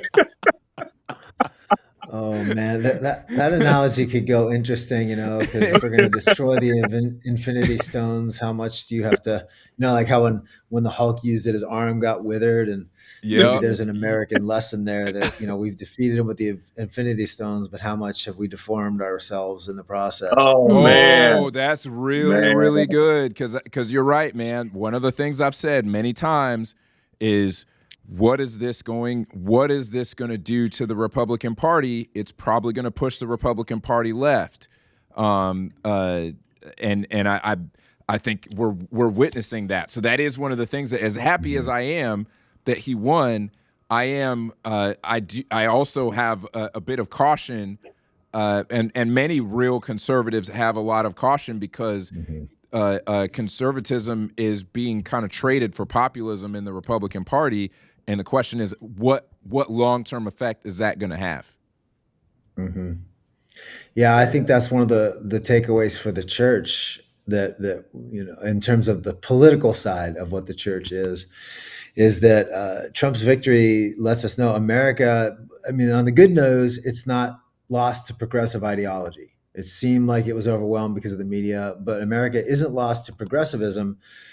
But we're definitely not fiscally or socially conservative. Trump is a pragmatist, and really most of America is as well. I mean, you look at the split in a lot of these states where it went for Trump, but at the same time, in some cases, the abortion got enshrined into law, and late into the trimesters, and in other places it got defeated. So there's a big split on a lot of the social issues. There's no sense that Trump will, or the Republican Party has any interest in reflecting a Christian worldview when it comes to marriage between a man and a woman. But they're not going to go as far as the progressives in terms of trans ideology, at least for kids. But for adults, I still don't think that. I think the jury's out. I don't know that there's going to be any pushback on that at all in terms of adults and trans identity. So I get the sense there's still going to be a validation that a man can become a woman on a large part of the Republican side. They just won't do it on the medical side for kids. So that's going to be a mixed thing. So politically, there's some good, but there's also some challenges ahead for the church and how we do church, the way we preach, the way we teach the truth of Scripture. man. I want to acknowledge your background. So Thank you, man. for those who are watching, Joe's podcast is Raise the Roof, as you see behind. Hey, make them full screen again so people can see it. Raise the Roof, and see how it's spelled. RAZE, the roof. I mean, that is like the ultimate dad joke for a podcast name, but I'm feeling it. I'm feeling it. That's my artwork too, man. I did that, so that's all right. Oh man, nice. Hey, respect from this designer over here. Respect from this designer. Yeah, I got enough talent to be dangerous, but that's about it. I just have fun, man. I'm not going to win any awards, but I enjoy it. Hey, you did a good job. Yeah, thank you, brother. You did. Man, so I mean, you kind of hit on kind of what I was thinking of, the kind of the takeaways for Christians, and like, how do you think we need to adapt in this new era? Because for so long, the Republican Party kind of represented, to a degree, kind of that cultural conservative Christianity. Mm-hmm. What's the way forward? Yeah, for sure. You're right. There was one point where there's a little bit more cultural alignment. Now that alignment Yeah, has certainly shifted quite a bit. And so there's not going to be the cultural reinforcement to our biblical worldview, the way we see the world. So I think there's two things moving forward. The first is on the political side. Over the next 4 years, again, just on the political front, I think the church is actually going to have to be on guard against the sort of Christian nationalist wing of the Republican Party. Because with the Republicans in power, that sliver of folks who has been all out for Trump is going to have his ear for a lot of things. And because Trump's a pragmatist, I just don't know what influence that's going to have. yeah, So that's on the political side. I think that's the concern. On the religious side, on the spiritual side, on our evangelical institutions, our seminaries, our universities, publications, our magazines, all of the institutional big Eva kind of thing, right? I yeah. still see progressive theology as the far bigger threat to the life of the church and to the future of the church. Mm, And I've kind of been tracking some of that on Twitter, and I can kind of throw out some stuff in a few minutes on that, like just some of the thoughts where I've seen some of that crop up. But that's my two big thoughts on the political side and on the theological side. I think those are our two biggest things to where we're going to have to really be on guard. yeah, man. So this is my thought. I've always felt like the less enamored the church became with political parties, the more we be forced to focus on what we're supposed to be focused on. You know. Um, so do you think that the fact that we can no longer rely on the Republican Party to kind of fight the culture war or push a certain cultural narrative? Does that put more pressure on Mm. Christians in the church to kind of do the work themselves in terms of what I call the ground game of evangelism and discipleship? Yeah. Yeah, I think there's a lesson there in a couple senses. I don't think we ever fully trusted any political party to advance our gospel mission. And I think the challenge is sometimes we relied too heavily on the political side. Yeah, That being said, I don't think we disengage. I think we have to remain politically active. I think in this case, voting for Trump is not an endorsement of all he is. It's saying, how can I? We talked about that last time. I don't want to go yeah, down that rabbit trail, but just how can I constrain the evil that government has the capacity to do? That seemed to be the best lever for that. So that worked, but that's again, it's a gamble there because it's not. But I can't put my eggs in that basket. Let's put it that way. I've got yeah, to be active, and one of the things learned if you look and see how Charlie Kirk's organization, Turning Point USA, how they had this massive ground game, right? They got the yeah, young to vote for Trump. A lot of college campuses were either within a point or some swung towards Trump in the vote. And I was thinking about this today. I was listening to some of their dialogue about that.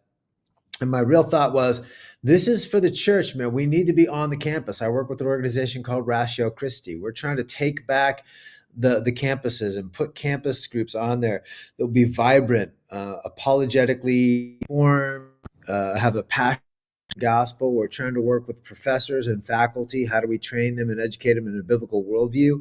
So we can do it. I think there's encouragement that on the church side, if they can do it for politics, we can do it with the gospel, because the gospel is a lot more powerful than the Republican message, than Donald Trump or any of those sort of things. So if they can do it, if they can get such a big swing in 4 years, we can have a revival of the church in 4 years if we're faithful, as you said, on the ground to do what God has called us to do. So we can do that. We just have to do that as the church, not as a political appendage to either political party.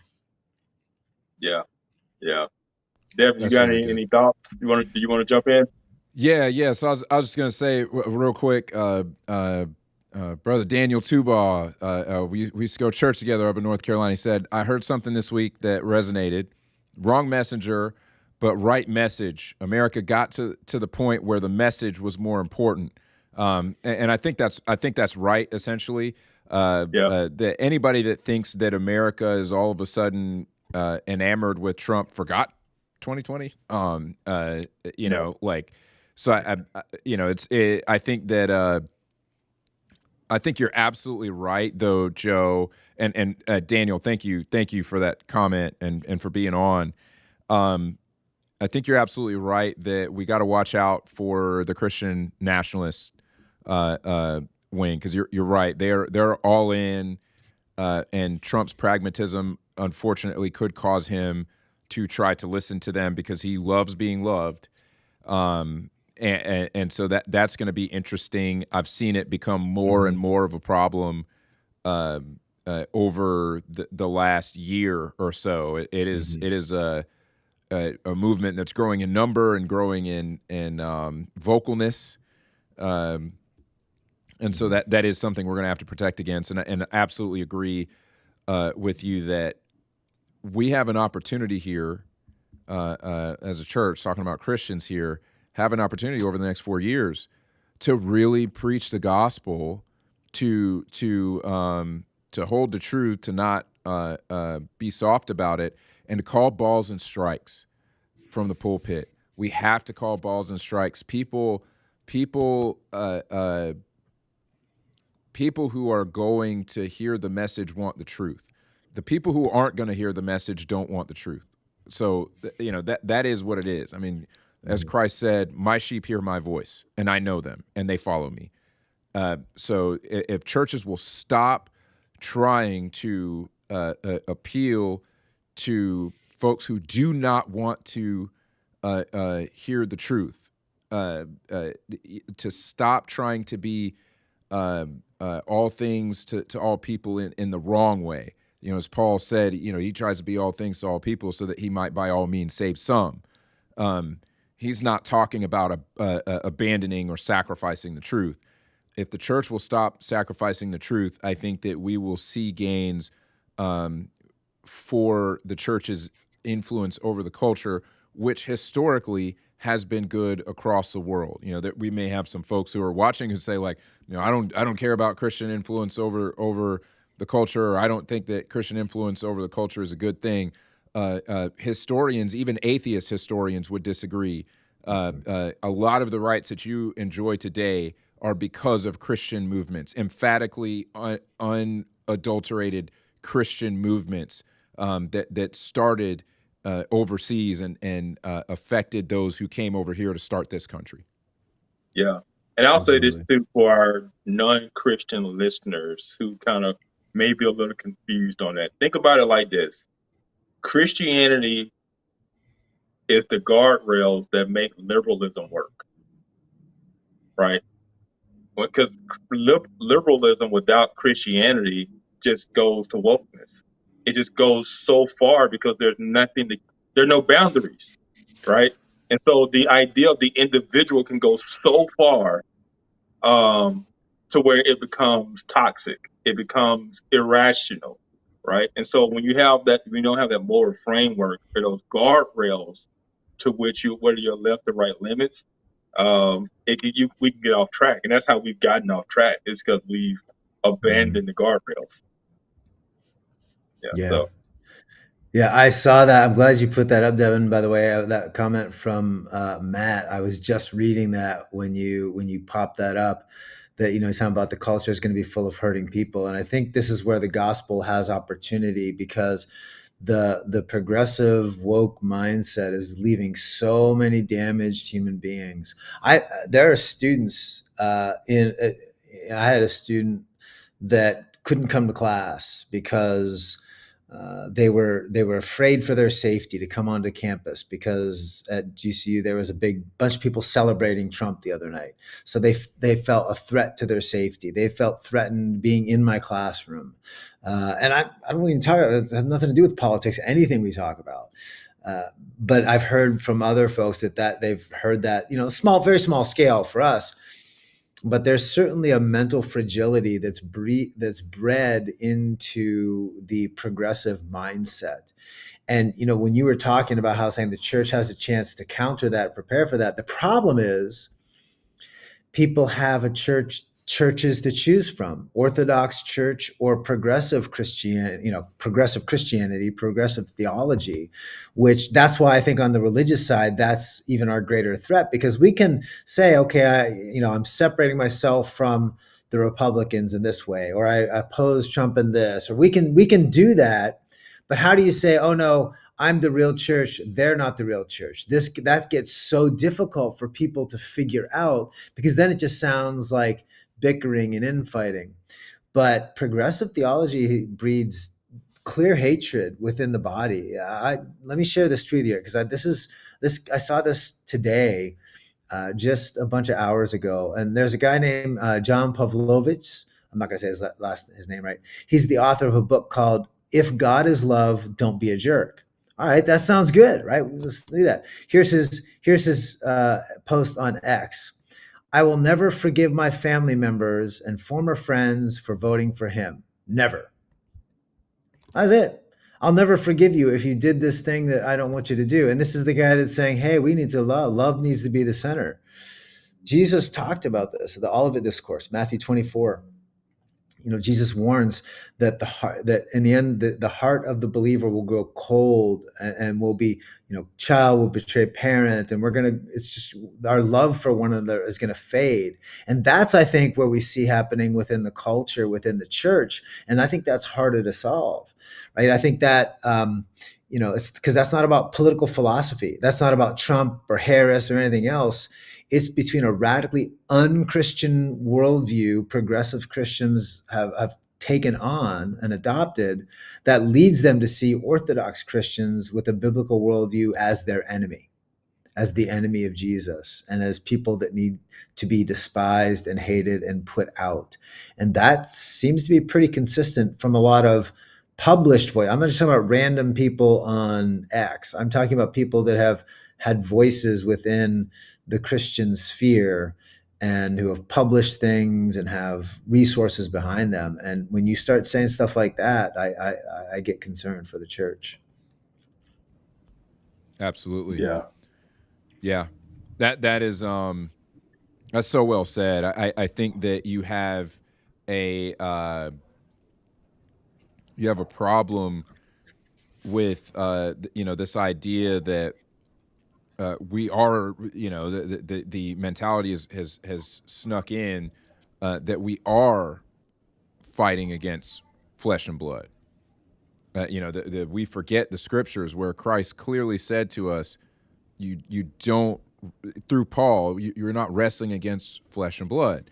And I made this mistake. When I first really, started to have more conservative political views, which was, probably about 6 years after I became a Christian. I was angry, and I looked at folks who voted progressive, and didn't weren't with the conservative program.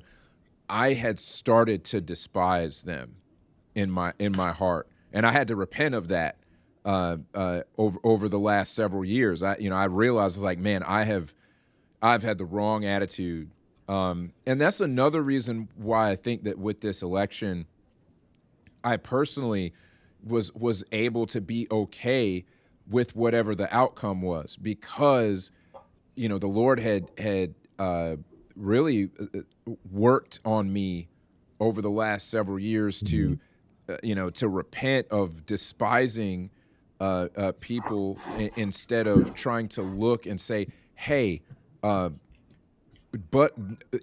for the grace of God, there go I. Instead of saying I would be just like that if not for the grace of God, and instead of being puffed up or being angry and unmerciful, my attitude was to despise them. I mean, that's something we got to deal with in the church right now, for sure.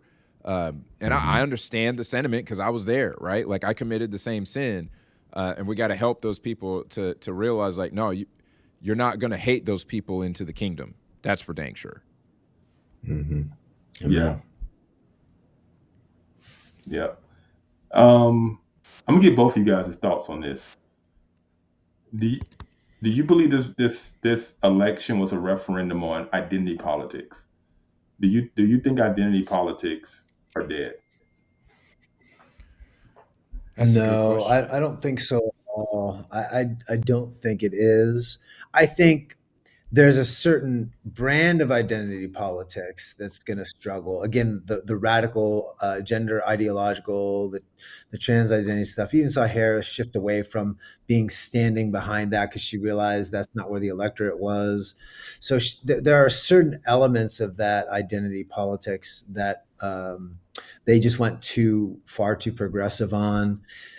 It'll just shift back to a more acceptable version of identity politics in this next election cycle. So we can see a complete shift again in 4 years or even in 2 years. I heard you guys talk about that before I came on. Yeah. In 2 years, you can see a lot of the people that came on for Trump this time shift back depending on which candidates run, where they see themselves connected, how they message. So I think we're in a very fluid state. I don't think there is any enduring coalition from one cycle to the next, because I think it's going to depend on who can leverage the right kind of identities. And right now, people have pushed back. You guys said this before, and I think you're spot on. People just got irritated. Like, just because I'm a woman doesn't mean I have to vote this way. Just because I'm black or Native American or whatever, doesn't mean I have to vote this way. And I don't think people like that. But people also seem to buy the argument that, well, I don't want other people to be hurt who are in this category, so we can use it to manipulate people's emotions. We just don't want to be put in those categories themselves. So I think there's an openness to that. But on the Christian side, for Christian progressives, theologically, they're untouched by this, because it doesn't matter if Harris won or lost. They've tied progressive theology to their faith, to their Christian identity, and so that is completely separate from any election cycle. That's why I think that's the greater threat within the church. So they still see this intersectional identity defined by the culture that determines our virtue and our value as persons. So I got two examples. Let me share these real quick with you. So there's a guy, Yeah. David W. Swanson. He's a Chicago pastor, author of Rediscipling the White Church, which kind of says it all there. The title, as a white liberal kind of guy, white progressive kind of guy, rediscipling the white church. He had this post on X. There's much to grieve about the election. The vulnerable will suffer, but what most breaks my heart is the church's compromised witness. Allegiance and adoration have been offered to wicked and violent men. Then this is the last line. God tolerates no rival, including the fragile idol of white supremacy. So they're still all in on that. And then the second one parallels this. And Yeah. this is, you got to understand, progressives, the Bible's not the source of authority, right? The Bible's not the source of moral decision making. Yeah. So it's not the source of defining who we are. The culture defines those things. The culture defines the commands, like love your neighbor, or we have to care for the poor. And so these get defined in a cultural way, not in a biblical way. And the best evidence I've seen of that one is Rich Steems. He's the retired now president of World Vision, right? One of the most significant nonprofits for helping the poor around the world for generations now. They've been around for a long time. He said this one, oh man, this drove me crazy. He said, so many voters are deciding who to vote for based on what's best for them. Price of eggs, manufacturing jobs, lower taxes, etc. But self-interest is not the Christian way. Instead, we should ask which candidate will be most helpful to my neighbor, especially those who are poor and vulnerable. Think of what he just did there. He just literally said, hey, you say you can't afford eggs and you don't have a job, but you're selfish because you want to put groceries on your table. You're not caring for the poor. And I'm thinking, well, who is the poor except for the people that can't afford eggs and their groceries? Who are the poor except for the people that are needing jobs and that are being harmed by the economy? Right. So I asked him, he never responded to any of my questions. Right. So, but I try to say, well, who are you defining these as? Who do you say is the most vulnerable when you have an open southern border and sex traffickers can bring in untold thousands of children that we've lost track of? What, 230 some thousand, I think was the last count, something like that we've lost these unaccompanied minors coming across the border. And a lot of those we fear have been either killed or sex trafficked. And there's really no way to even know because we have no control over that. Who is more vulnerable than these children being brought across to manipulate the system so that we will let people in? So who is the vulnerable that you think we should be voting for? Why is that selfish for me to say, I'm going to pick a guy who will hopefully close the border, not because he's a moral paragon of virtue, not because I don't have concerns, but because his policy I will think will help right now in the immediate future the most vulnerable people, little children. Boom. So I don't even get. It's only when he uses these, bumper sticker, culturally defined versions of Christianity, the innocent, the vulnerable, the needy, the poor. You defining them not in any biblical sense, because for me, I see it. That's what I did vote for. I did vote for people who were needing financial relief. I did vote for the vulnerable because I believe those policies that Trump will hopefully be faithful to enact will help in those cases. Doesn't mean he's perfect, but again, I don't want to repeat that. But this I have to because people don't understand. But it gets annoying. But that's what I see in the church, that progressive identity politics, where our identities are shaped by the culture, not by the Bible. It may shift how we're using identity politics, but it will not go away within the church. Right. Yeah. Man. Okay. So I love that. Thank you for bringing those up. On what he said, there's checkmate.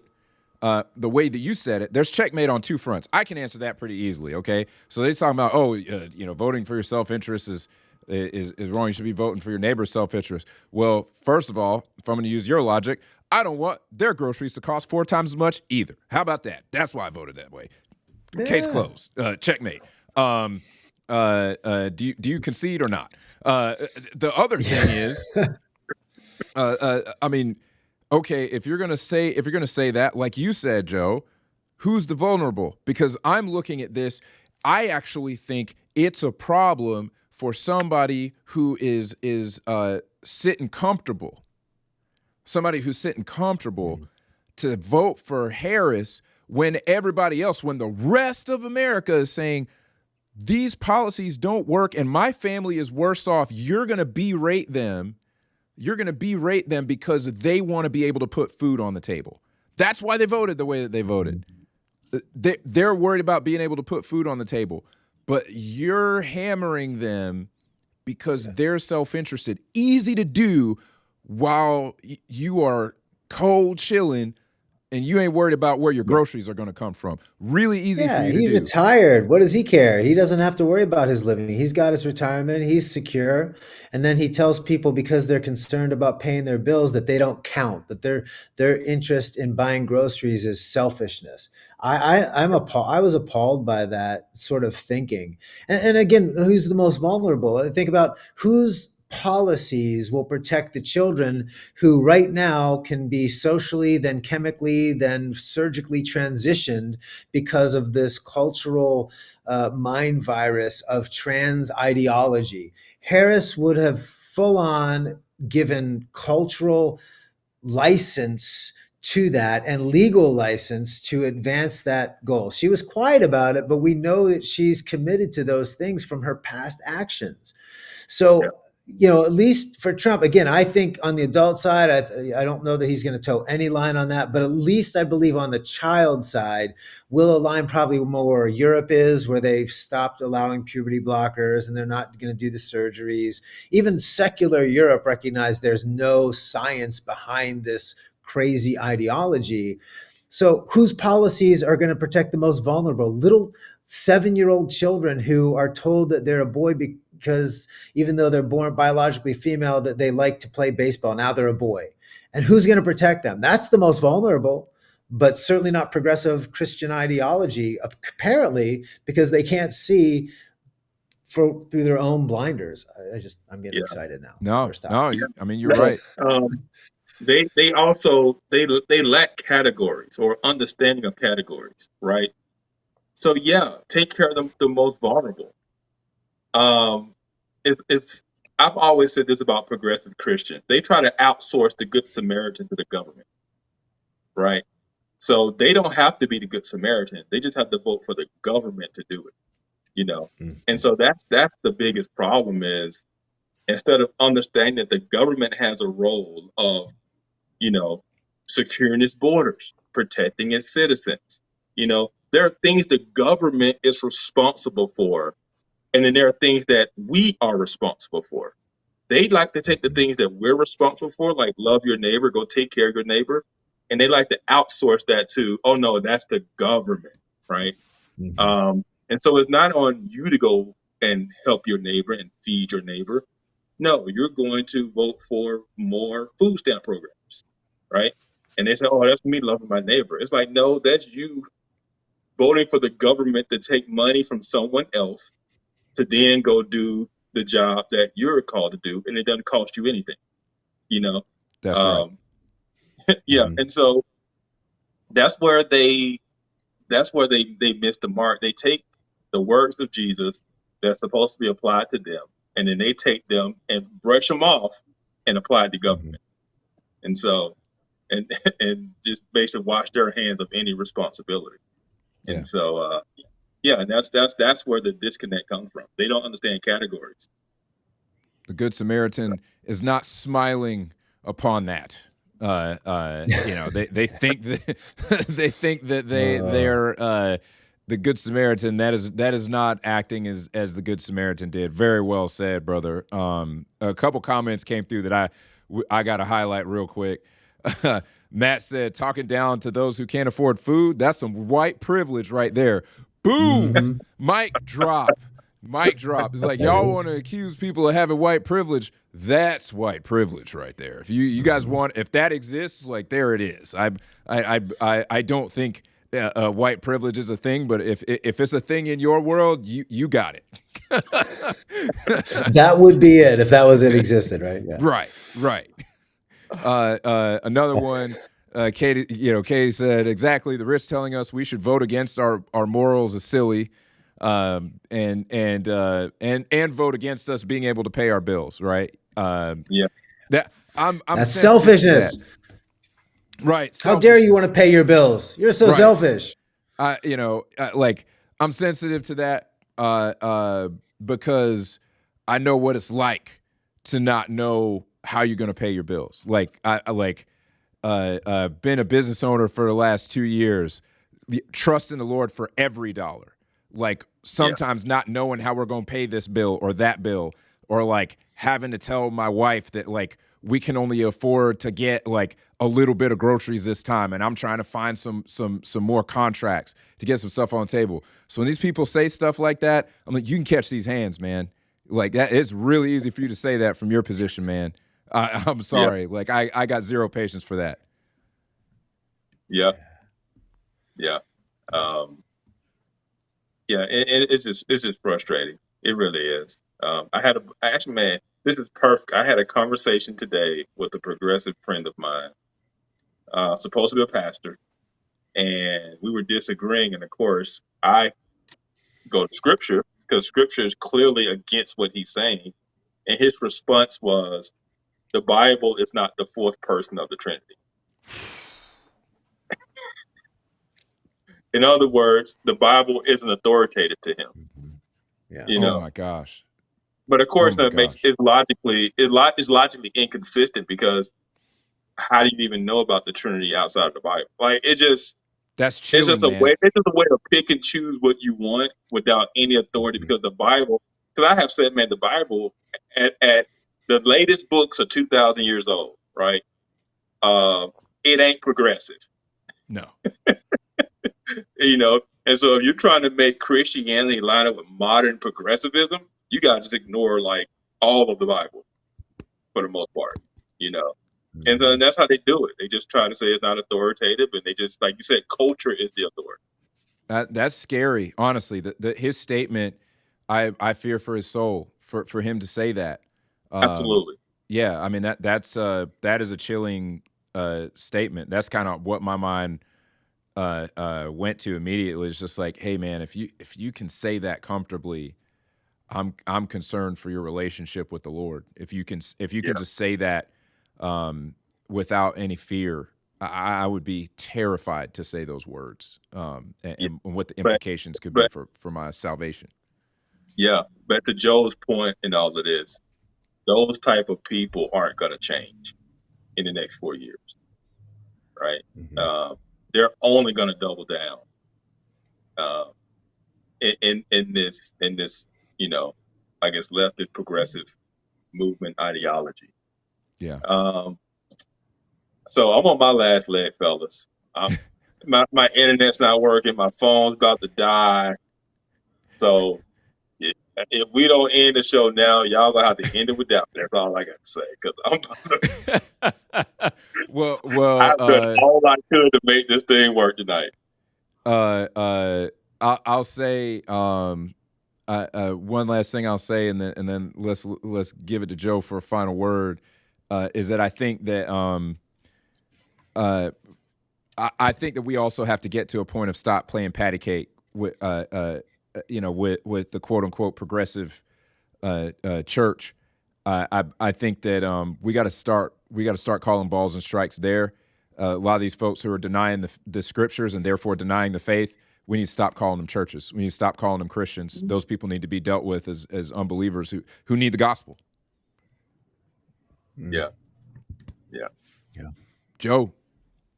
Last two things on the political side. I think we need to, as Christians, pursue a more, let's say, a more generous political philosophy. We talk about generous orthodoxy. Let's talk about a general political philosophy, right? That allows for differences of views, that we can vote in some different directions without necessarily condemning the other as heretical and going to hell. Not saying there's no guardrails. I think it's insane for somebody to think that the policies of a Kamala Harris would in any way align with biblical Christianity. And I keep asking the people who are on there why they give me some evidence. What is this? How does this align? But generally, I find it's mostly progressives, nobody else. Keep hitting the buttons, man. You'll figure it out. Sorry, I was trying to type something and my keyboard shortcuts do something different in this program. I'm like, oh no, I can't type like I normally type. No, I've done it before, man. Sorry. But I can't. I just had to acknowledge it. It's beautiful. I've been there before, man. But so I don't know. I just think we need a generous political philosophy. We're going to have to figure that means and what are the guardrails on that. And then I think to Matt's point, the comment you shared earlier is, I do believe that there. On the church side, the local side,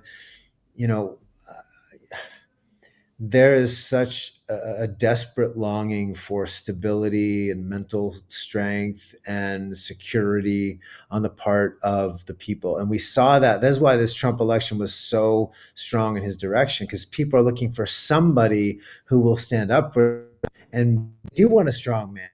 They do want that person. So the progressives, right? Yeah, they're voting for the strong man. But sometimes we will vote for the wrong person because at least it's somebody who will stand up for us. And I think Christians better say, look, the better strong man is the person of Jesus.